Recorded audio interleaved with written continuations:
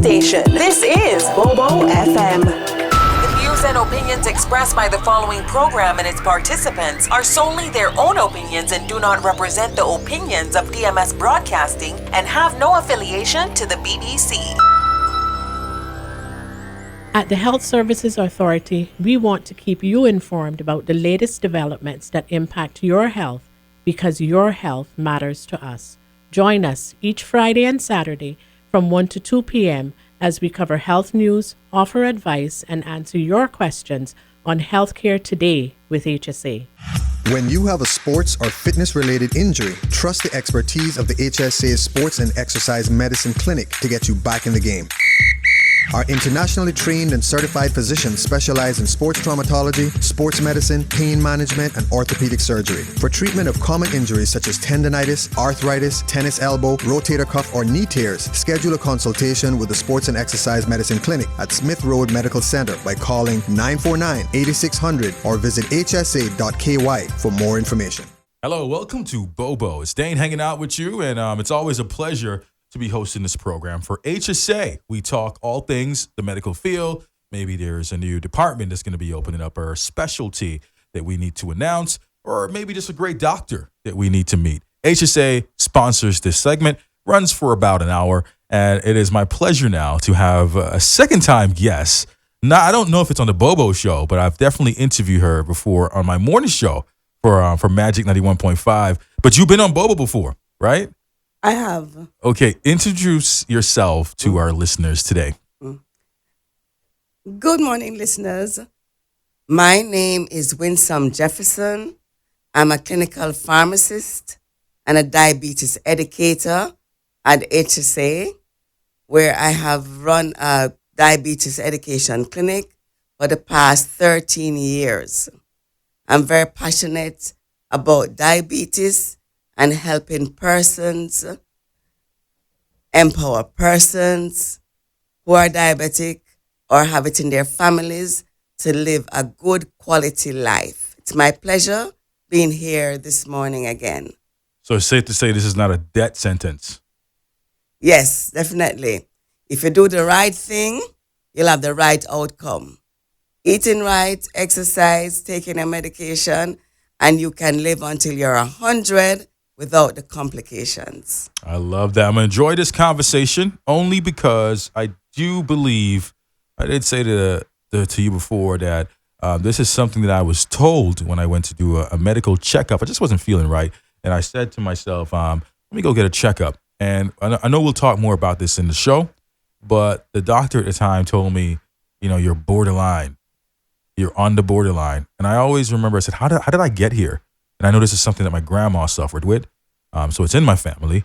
But also, I'm a sweets guy. I like things to be sweet. If I go to a restaurant, and this is back in the day when I used to love to drink, obviously now I am a man that's driven by the Holy Spirit. So I don't drink as much as I did. Probably have like a wine here and there, but I'm not a heavy drinker. But back then, for sure, I did find myself drinking a lot of margaritas and just a lot of drinks that contain mostly sugar. So we're gonna talk more about that, because that alone is a story I think a lot of people that's listening right now in the car need to be aware of. Not only for adults, but also for kids, I believe, because we do have our kids taking in some things in their bodies. It's just not good, and it's probably going to mess them up for the future. And I need parents to know that. Interestingly, I am borderline as well. Oh, wow. Because the diabetes is in my family. Yeah. Both on my father's side and my mother's side. So actually 15 years ago, it dawned on me, if I don't change the way that I eat and get active as well, that I would get diabetes. Wow. So for the past 15 years, I have been borderline diabetes and borderline 4 diabetes, and I intend to stay on the right side of the equation. I like that. Stay on the right side. It's hard because I don't know how to stay on the right side. So I think this conversation is going to be so good because I heard the message, but then the heart wants what the heart wants. The flesh wants what the flesh wants too. So we'll talk more about it. But the first thing I kind of want to touch on is, can you tell us more about the expansion of the health education service in our district health centers, and what does it mean for the community? All right. So knowledge is power. And the aim of expanding health education to the districts is really to empower persons who are diabetic or even borderline or have diabetes in their family, enable them so that they will do the right lifestyle changes through education and thus improve their quality of life. So dissemination of information, regarding chronic medical conditions, whether it concerns diabetes, high blood pressure, cancer, Alzheimer's, etc., tend to be done in Georgetown. Bringing health education to district health centers can capture more people. And, persons in the district, there can be challenges of transportation to go all the way to Georgetown. Yeah. So we want to bring health education on chronic conditions to those health centers in the districts. I love that. And that's all around the districts too. There's where are the districts located, just for people to know that one is in your area. If you know, doctor, by the way, I don't want to put you on the spot, but do you know where most of them are located, or is it in every district? So we have a health center in Bordentown, East End, North Side, and West Bay. And basically, I'll be doing the diabetes education part of the whole new thrust. We're starting off with diabetes before other things will come on stream. And so the health education will be done at the clinics, the district clinics, one day at the last week of each month. Yeah. I like that. Definitely a good topic too for those that don't even feel that, hey, I don't have to understand this topic. I don't have to know anything about this topic. It's a good thing for you to have knowledge on. Maybe there's somebody in your family. Maybe there's a friend. Maybe there's somebody you need to help. You need to be accountable. You need to hold them accountable, because there are people that I have in my life that, if they've been told they have diabetes, but they haven't changed. They haven't changed anything about, their diet, the way that they live their life. Even physical activities hasn't changed. They're still home, sitting on the sofa, watching TV most of the time, 80% of the time, which is not good. Got to incorporate some form of exercise. I'm no expert. I do have an expert. I just so happen to have an expert sitting across from me, but I went to the school of common sense. So a lot of the times if a doctor is saying, this is what you need to do, that's common sense. You need to do it. The doctor was educated for a reason. So we got to follow those instructions, right? I think one of the questions I kind of want to lead into this interview, that's going to be the pinnacle question of the interview, is why is diabetes education such an important focus here on the island? Diabetes is quite prevalent in Cayman, and you have certain ethnicities as well that are high risk. The Black population, Indians, Filipinos, and persons even in my 13 years of doing diabetes education, I've seen that persons from Spanish-speaking countries as well, like Honduras, are high risk for diabetes. And in fact, uncontrolled diabetes in conjunction with high blood pressure leads to cardiovascular disease, which is the leading cause of death among chronic diseases in Cayman, according to the STEPS survey. Uncontrolled diabetes does not kill immediately, but can lead to complications such as blindness, which is also known as diabetic retinopathy, kidney failure, diabetic nephropathy, and kidney failure is associated with dialysis. And of course, amputations can occur as well. And so it affects the quality of life. Education about diabetes can lead to empowerment and thus prevention of these complications. Very sad topic to talk about, but my grandma died of diabetes, right? And I didn't understand it at the time. I think I was 9, 10 years old, or going on 11 years old. I can't remember quite, remember how old I was. But I just remember always going into the hospital and, seeing her on drips, because I think it just progressed to be just worse and worse and worse. every time the days go by. But I also remember there was a moment that it was sad to me because I walked into the room and I was too young to understand. But she called me by a different name. She said that one of her sons that she adored so much, and he was away, so he never got to really see her in the hospital. She called me by his name. So it's all coming together to me now. Is that one of the signs or one of the things that happens when you have diabetes? Is it memory loss involved with this when you become so sick that you have memory loss? Or is that memory loss is not associated with diabetes? So it could have been something it's completely associated different. with aging, the aging process. Probably Alzheimer's was setting in. However, some persons who have diabetes and the blood sugar level drops too low, you can have brain fog. Oh, okay. Yes, you can become confused. And does it last a while? So it can. Yeah. Until the blood sugar levels are elevated to the right level that it should be. Yeah. So it's quite possible. Oh man. One of the other questions I think to ask in this time is what do you think is one of the common misconception of diabetes? Like hearing that word.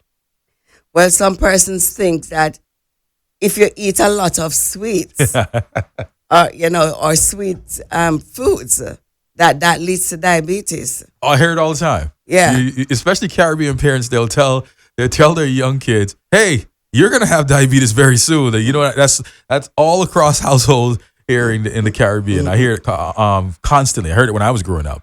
So it does contribute to persons getting diabetes, especially if it's in your family. Mm-hmm. However, if you consume too much starch that is not high in fiber and fatty foods, which can lead to increased weight gain, especially around the waist.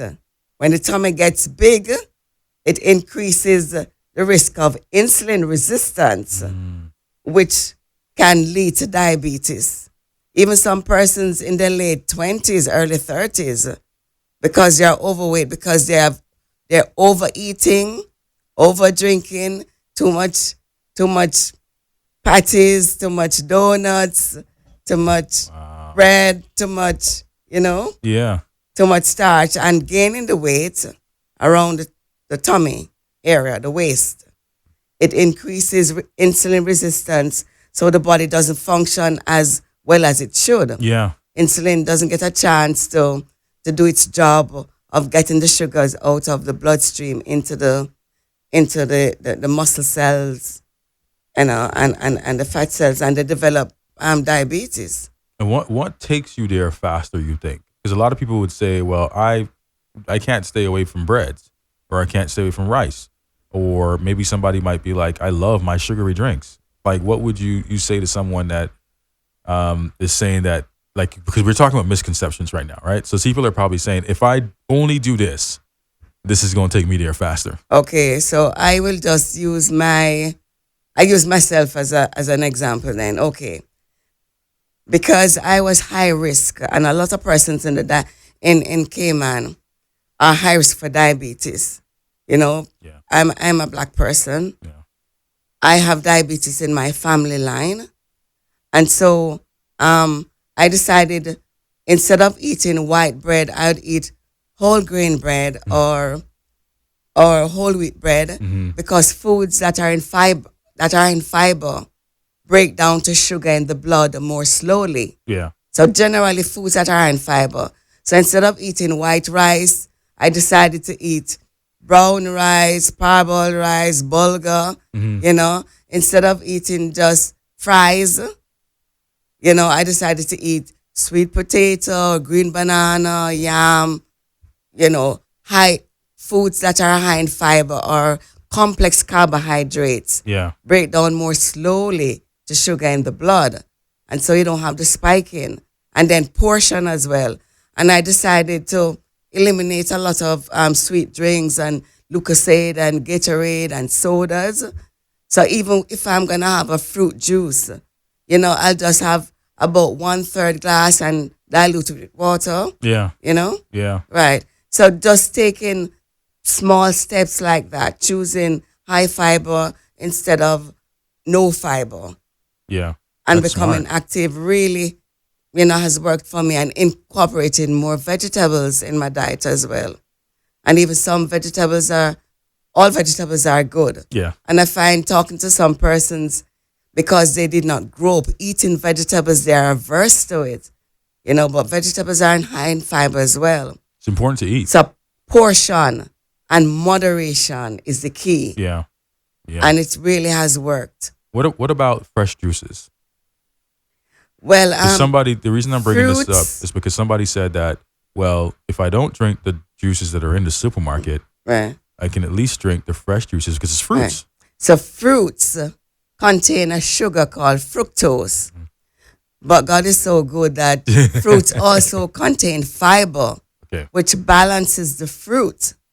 But if you have several fruits that make a drink, so for example, even orange juice, the juice of just one orange is not going to make a glass of orange juice, right? Whereas the body can handle one orange because you're eating the fruit plus the fiber, which is what some persons refer to as the belly Yeah. Yeah. or the gut Yeah. Yeah. Yeah. of the orange. It helps to balance it out. Okay. But when you have several fruits, that the juice of several fruits is sweetness plus sweetness plus sweetness, Yeah, it's a lot. right? So dilution. So you can have the juice, but if it's freshly juiced orange juice, I would say no less than probably about half of the glass with that, and diluting it with water. Yeah. Wow. Big topic. I knew it was going to be a big one today. So happy that you're joining us. So there are some other myths. Yeah. Well, some people get very scared that they're not going to live long if they have diabetes. I've had some All the patients time. like that. Yes. Yes. But what I found is that if you do the right thing, eat right, exercise, take your medication, you can live very long. My father got diagnosed quite early in his late 30s. Oh, wow. And because he ate right, exercised, took his medication, he lived until he was 83 Oh, wow. without the complications. Yeah. There was no blindness when he died, no kidney failure when he died. He did not lose a toe or a foot. He didn't have any pains in his foot either. Oh, wow. So you can live a normal, healthy life if you do the right thing. So I'm really passionate in getting that information out. Do not stop taking your medication and saying, well, I'll just do herbs. There are a lot of herbs. I know this person who was on about 4 different medications that was controlling his blood sugar levels. And that is the bottom line, that your blood sugar levels are controlled with or without medication. Yeah. And so he decided to stop taking his medication and just take different herbs that he was told about. And his blood sugar levels went up to 1,000. Wow. And he ended up in critical care. So it's very important to get information about diabetes from a good source, because some people say this, some people say that. And so it's very important. Oh, this one is a very important one as well. Some persons say, metformin is not good for you because it will damage your kidneys. And that is not true. Wow. Metformin is one of the medications that the doctor prescribe that will help to overcome insulin resistance. Yeah. And cause the insulin to work more effectively and bring the sugars under control. However, persons who are not adhering to, eating the right things and drinking juices and cakes, a lot of cakes and sweet items as well, that their blood sugar levels were always uncontrolled over the years, the kidney function will continue to deteriorate. Yeah. And when that deterioration is really very bad, then persons cannot take metformin at that point. So it's knowledge is power. It is most definitely. Is there anything else on that list? No other missing. That's cool. That's good because it's good. Give us food for thought there. And we're going to take a quick commercial break and come right back. Don't forget, this is all brought to you by HSA. My name is Dane. And of course, the good doctor is here with us today. Can you introduce yourself one more time, please? So my name is Winsome Jefferson. I am a clinical pharmacist and a diabetes educator at HSA. Love it. We'll be right back after this quick commercial break. The Health Services Authority's new pharmacy is now open at the Smith Road Medical Center. The new location features a large, comfortable waiting area and ticketing system to improve the patient experience. All uncollected prescriptions and refill requests previously submitted will now be available for collection at the Smith Road Pharmacy. Request your refills online at hsa.ky via WhatsApp 925-6534 or call 244-2715. For more information about our pharmacy hours, visit hsa.ky. Welcome to Bobo's. We're back from the break, and we are talking to Winsome here from HSA Diabetes Educator. And I was joking with her off here that she's also your pharmacist, you said? Yes, I'm a clinical pharmacist. Clinical pharmacist, and she's you. How long have you been there with HSA? Actually, 20 years. 20 years. How old is the hospital? Because it seems like you've been there from the beginning of the time. 20 years. Amazing. Congratulations. So we were talking about the misconceptions of diabetes, and we're going to go through those points again, just for anybody that missed those points that were very valuable to know, especially if this is something that, you know, it's currently in your life and you're dealing with it. And also you may have family members, may have a mom, a dad, maybe a sibling that's currently facing this, or a friend. They're pretty much like family too. So we want to kind of go through those misconceptions again, and don't want you to miss anything. So why don't we just go through that list one more time? Okay. Myth number one, you're not going to live long with diabetes. So my father got diagnosed in his 30s, and he lived until he was 83 without the complications of diabetes. No blindness, no kidney failure, no amputations, because he ate right, exercised, and took his medications. Herbs are sufficient in diabetes. That's another misconception. It's very important to take the medications that the doctor has prescribed for you, because it helps to control the blood sugar levels, and that is the most important thing. Even though herbs might help, it's not good to just rely on them if you are diabetic.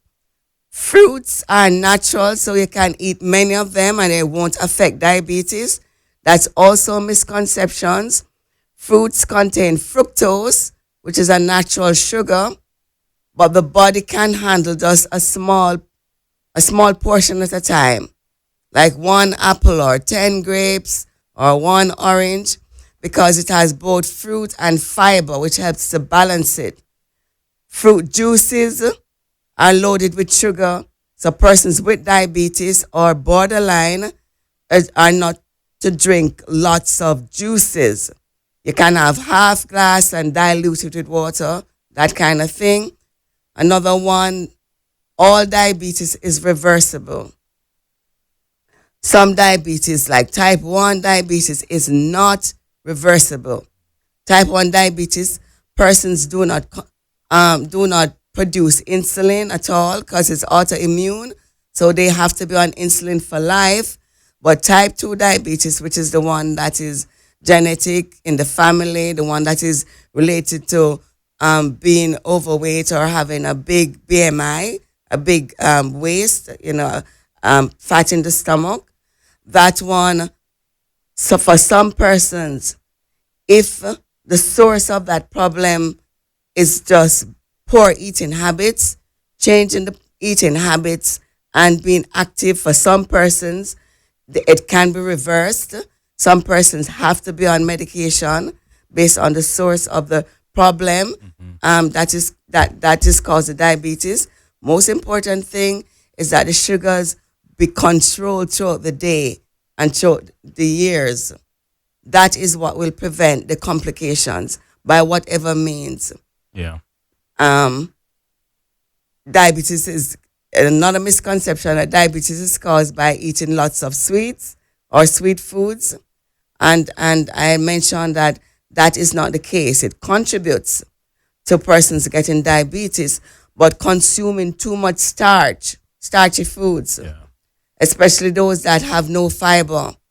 You know, the breads that are made from white flour, the dumpling, the roti that are made with white flour. A lot. You're killing me now. A lot of fatty foods, a lot of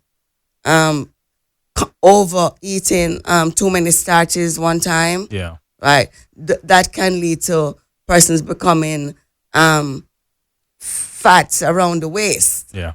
And that leads to insulin resistance. That can lead to diabetes as well. And metformin is not good for you because it will damage your kidneys. As I mentioned before, metformin is one of the drugs that the first drug that the doctor will prescribe for persons with type 2 diabetes that will help to overcome insulin resistance and help with good blood sugar control. However, if persons are not compliant with the medications, they just take it now and again and consume a lot of foods that are without fiber or sweet, that they can have high blood sugar levels constantly. And having high blood sugar levels constantly over the years can reduce the kidney function. And when the kidney function is so greatly reduced, then persons cannot take metformin at that point in time. And the last thing that I did not mention that was very important, some men believe that taking diabetic medications, can kill their nature. Can cause impotence. When that is not true, it's constant high blood sugar levels throughout their lives constantly can cause the nerves to be damaged, the nerve that causes erection to be damaged. And so that is what can lead to impotence. So the most important thing for men who have diabetes is for their blood sugar levels to be controlled. Yeah. And that is eating the proper foods, good foods with high fiber, good starches, green banana, yam, plantain, breadfruit, brown bread, brown rice, right? In portions that are not excessive, moderation, including vegetables as well, and their protein. So a balanced diet and being active will control the blood sugar levels, and that can prevent this problem of the nerves being affected that cause erection, and thus prevent impotence related to diabetes. I love that. Talking about good food, let's break it down. For breakfast, so if somebody's eating an egg white omelet and probably exploring, what is it called? Avocado. Is that what you would recommend for somebody for a breakfast time? For breakfast, yes, you can have egg. Mm-hmm. You can have egg, preferably boiled or even an omelette. You can have egg with 2 slices of bread, like a 9-grain bread or whole grain bread or whole wheat bread. You can have a slice of avocado. Okay. Yeah, that would be fine for breakfast. Yeah. Even a cereal, oats or cornmeal porridge or cream of wheat, or even bread with turkey slices. Turkey slices. Yeah.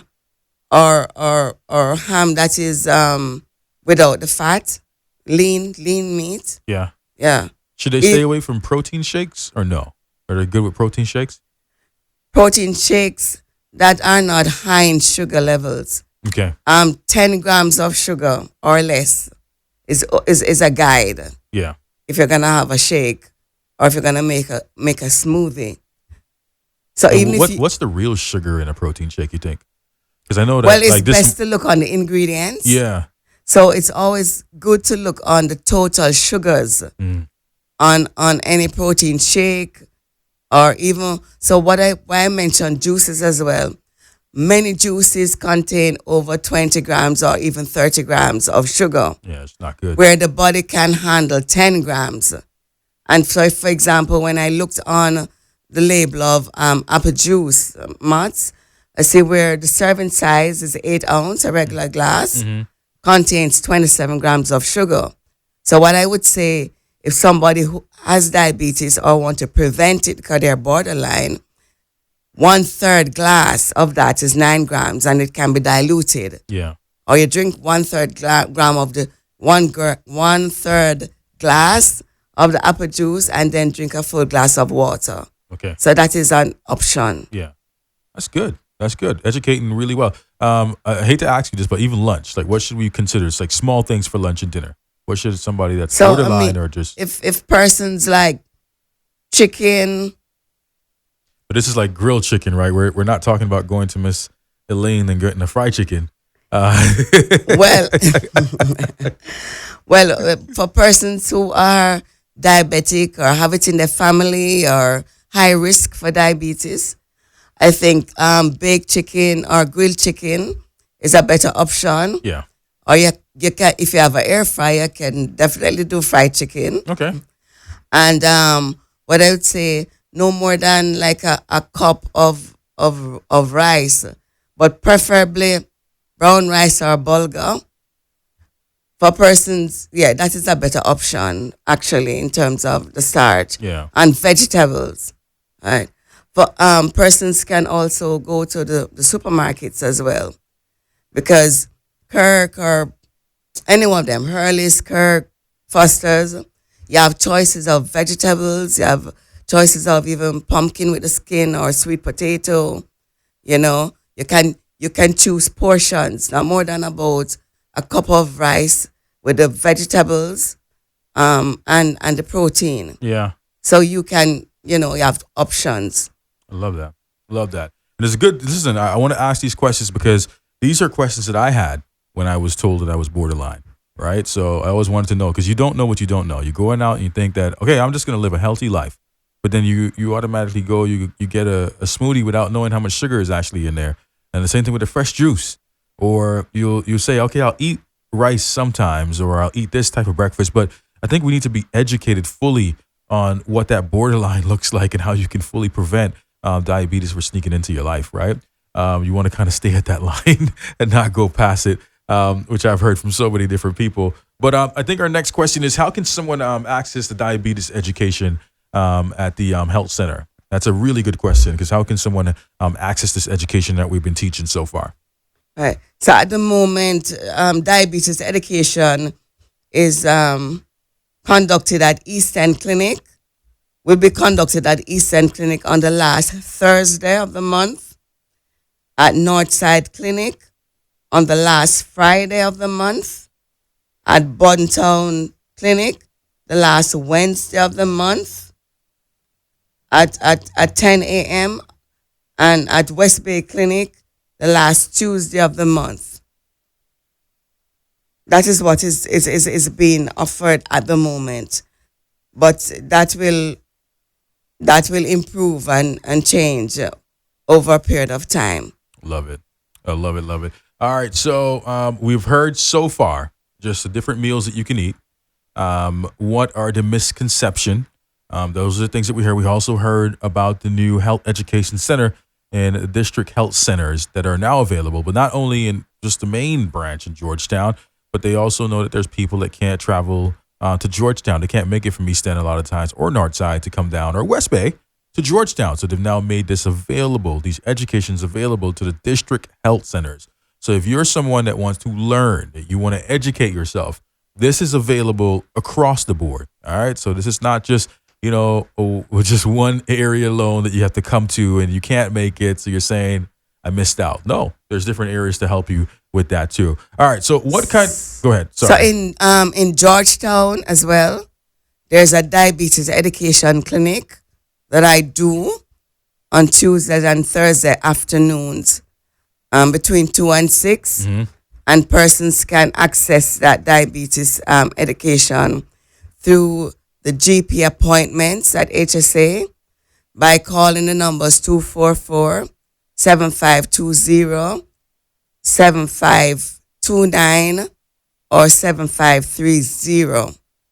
And they can make appointment for diabetes education. Love it. Love it. Say that number one more time, please. The numbers are 244 7520, 244 7529, 244 7530. And it's called the Diabetes Education Clinic. We are here for HSA on Bobo. My name is Dane. We have Winsome here. She is a diabetic educator and also a clinical pharmacist. So she's going to continue to stay with us. We're going to take a quick commercial break. We'll be right back. Before we even end the show, we'll kind of recap some of the things in the summary, just in case you missed anything and you still want that number, you still want an email address. We'll tell you how you can get in contact with Winsome that's hanging out with us. It's a pleasure to have her here in the studio. It's a very important topic. We'll tell you why this topic also is very important to the island when we get back. Because maybe asking the question, why diabetic? Why are we talking about diabetes today? It's a big topic, especially here in the Caribbean, and we'll tell you why. So don't go anywhere. We are Bobo. When you have a sports or fitness-related injury, trust the expertise of the HSA Sports and Exercise Medicine Clinic to get you back in the game.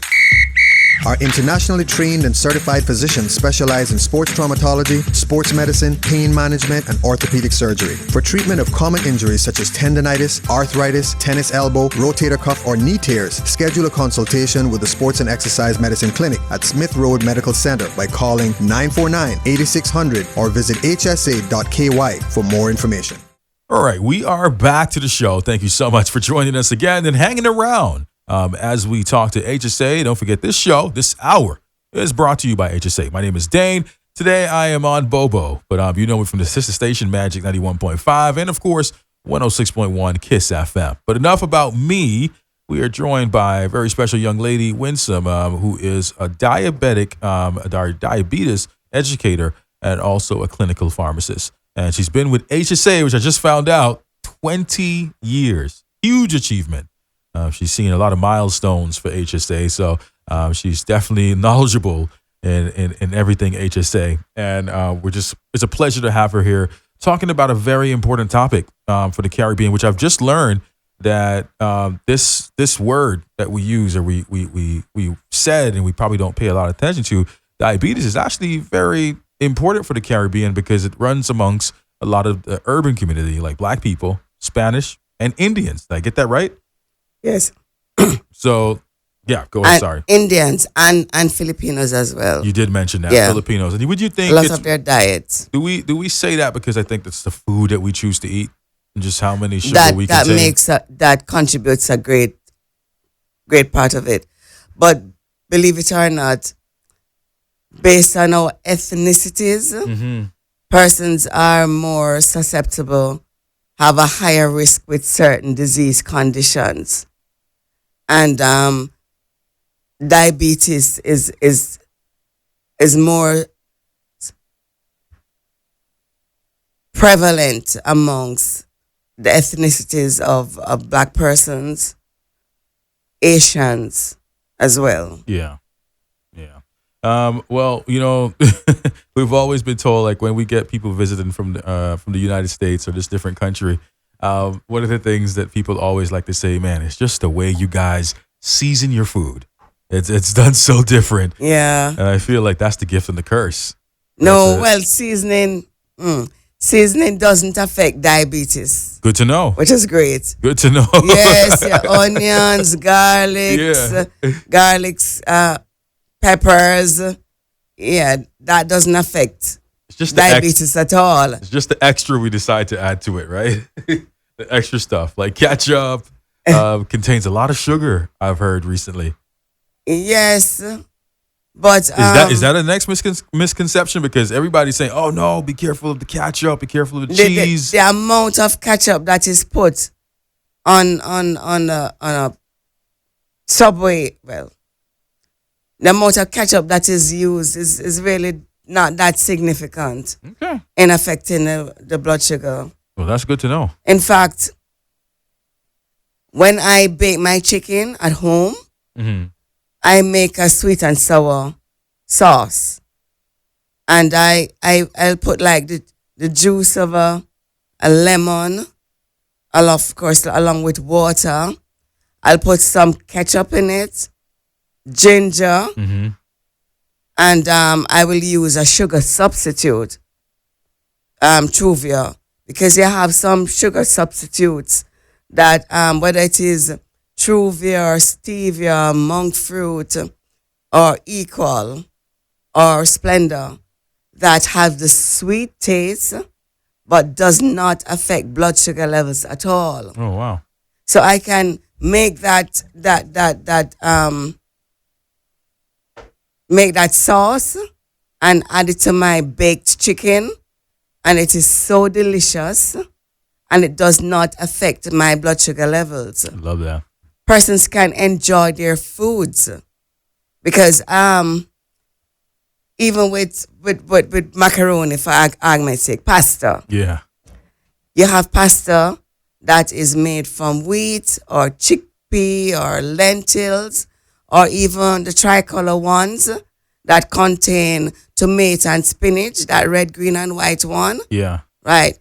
I can do the macaroni, and I might add cheese sometimes to it, and I can add a mixed vegetables to that with a string bean, carrot, corn, green beans, green peas, and I can add some nuts to it sometimes, or I might add tuna to it sometimes, or I might add chicken that has already been baked already. I can just cube it and add to it, and add some raw vegetables, and I can enjoy my food, but it is a healthy option. Love that. So persons with diabetes, you can still enjoy your foods.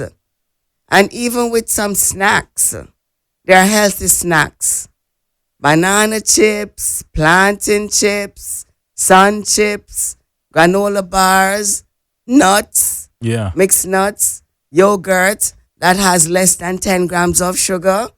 So you can enjoy a quality of life, whether you're diabetes, whether you have diabetes, whether you're borderline, whether it's in your family, you can still enjoy your food and your quality of life. I love that. It's good.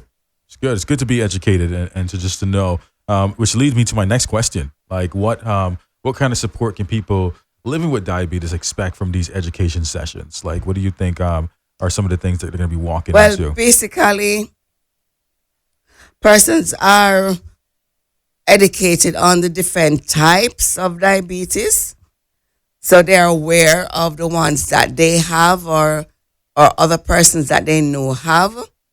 They get the basic facts about diabetes. Basically, what happens in the body after you eat food until it breaks down to sugar and so forth. The role of insulin, the role that food plays, foods to avoid, foods to eat. You know, they'll get a handout with that information. The role of exercise, the importance of it, and a handout related to that as well. How each of the medications that control blood sugar levels, how they work, and importance of timing with respect to meals, side effects, and how to mitigate those side effects as well. Yeah. They're educated about the lab values, the normal range that blood sugar levels should be within, proper technique in administering insulin, proper storage, hyperglycemia, what to do to mitigate low blood sugar levels, to prevent it as well. Prevention of complications with, regarding to foot care, eye care. Yeah. Effects of stress on diabetes and how to cope with it. So it is holistic. Love it, man. There's a lot of things here. If you're just joining us for the first time, we are with HSA today on with Bobo. And we are almost getting ready to wrap up. I only have like literally one more question before we wrap things up. And but yeah, it was a pleasure to have Winsome here. She is a diabetic educator and also clinical pharmacist. But yeah, so signs and symptoms we want to talk about right now. just the signs and symptoms, things you need to look out for. And we're going to end on that note because I think this is a very important one to end on because a lot of people want to know, how do I know? Because I haven't seen a doctor, but what needs to take me to that doctor? Right. So many persons, as I had mentioned, in our society actually have diabetes, or it's in their family, or they're high risk for diabetes, and they don't realize that they have it. And one of the reasons why they don't is that when the blood sugar levels are elevated, there's increase to urination. So persons are getting up at night 3-4 times, or even in a day, they're urinating more frequently. And because sugar, not only sugar comes out in the urine, but also water, they have increased thirst. And because they're drinking more, they're thinking that because they're drinking more fluids, why they're urinating more frequently, when it is the other way around.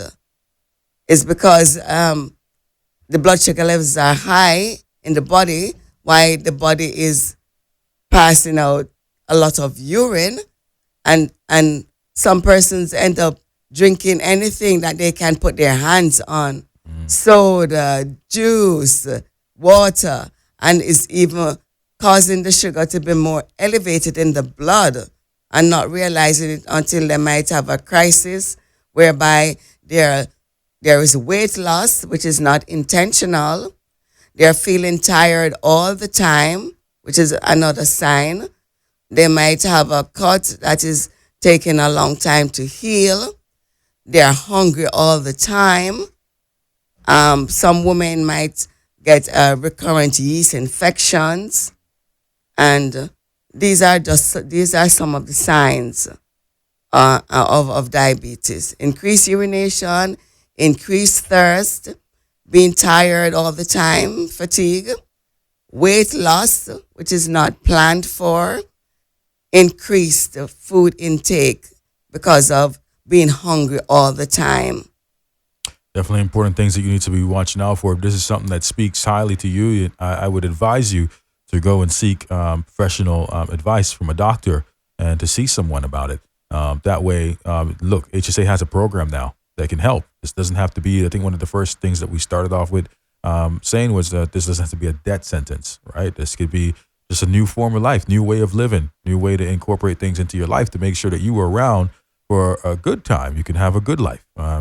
Winsome mentioned earlier her dad basically was diagnosed early with this, but at 30, but lived a life till 83 years old. Wonderful. So Winsome, thank you so much for being a part of the show today. We really loved that your time and your effort and things that you state. I know you have one more thing to add before we wrap the show up. So what I would like to encourage persons to do, if you have diabetes in your family and you're over 35 years old, it's best to go to the doctor and get blood tests done. Or if you have any of these symptoms of the frequent urination and thirst and tiredness and so forth, it's best to go to the doctor and get your blood test done to ascertain whether or not you're diabetic. Yeah, important. Simple thing as a blood test will be something that would identify it, and you can get on the journey of being a better version of yourself and just taking care of yourself more. Winsome, thank you so much for being a part of the show today. We hope to see you more. We know this is not your first time, and we know that you will be visiting us again, so we appreciate your time. It's been my pleasure. Thank you so much. Have a good one. All right, guys, Bobo, we are out. Don't forget this show was brought to you by HSA. My name is Dane Maroon, and I will see you next time. When you have a sports or fitness-related injury, trust the expertise of the HSA Sports and Exercise Medicine Clinic to get you back in the game. Our internationally trained and certified physicians specialize in sports traumatology, sports medicine, pain management, and orthopedic surgery. For treatment of common injuries such as tendonitis, arthritis, tennis elbow, rotator cuff, or knee tears, schedule a consultation with the Sports and Exercise Medicine Clinic at Smith Road Medical Center by calling 949-8600 or visit hsa.ky for more information. The Health Services Authority's new pharmacy is now open at the Smith Road Medical Center. The new location features a large, comfortable waiting area and ticketing system to improve the patient experience. All uncollected prescriptions and refill requests previously submitted will now be available for collection at the Smith Road Pharmacy. Request your refills online at hsa.ky via WhatsApp 925-6534 or call 244-2715. For more information about our pharmacy hours, visit hsa.ky.